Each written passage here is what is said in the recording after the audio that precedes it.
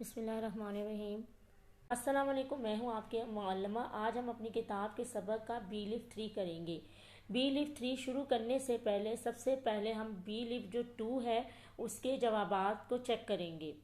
یہاں پہ ہم آئیں گے تسلسل پہ اور کلک کریں گے تو ہمارے سامنے ان کے جوابات شو ہو جائیں گے۔ اس کے بعد تدریسی جانچ، نکھار۔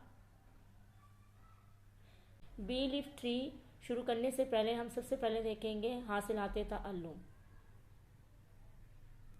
رکوع، قوما اور سجدہ کی تسبیحات کے معنی مفاہیم سے واقف ہو کر نمازوں میں پڑھ سکیں۔ نماز پڑھتے وقت تسبیحات کے معنی مفاہیم کو ذہن میں رکھ سکیں۔ کیا آپ جانتے ہیں کہ قرآن مجید میں معنی کے لحاظ سے جہاں مضمون ختم ہوتا ہے اس جگہ پر رکوع کی علامت عین لکھی جاتی ہے۔ رکوع کو رکوع اس لیے کہا جاتا ہے کہ نماز میں اس جگہ پر پہنچ کر رکوع کیا جائے۔ یہاں پہ آپ دیکھیں تسلسل ہے۔ تسلسل کا مطلب ہے جو بھی آپ نے اپنی پریویس کلاس میں پڑھا ہوا ہے یا سیکھا ہے اسے اس ٹاپک کے ساتھ جوڑنا ہے۔ درج ذیل کلمات کے نیچے ان کے معنی تحریر کریں۔ اللہ اکبر، استغفر اللہ، جزاک اللہ خیرن۔ آپ نے ان کے معنی ان خانوں میں لکھنے ہیں۔ مرکزیت۔ جب ہم مرکزیت پر کلک کریں گے تو ہمارے سامنے ایک ویڈیو آئے گی جس کے اندر رکوع، قوما اور سجدہ کے بارے میں بتایا گیا ہے۔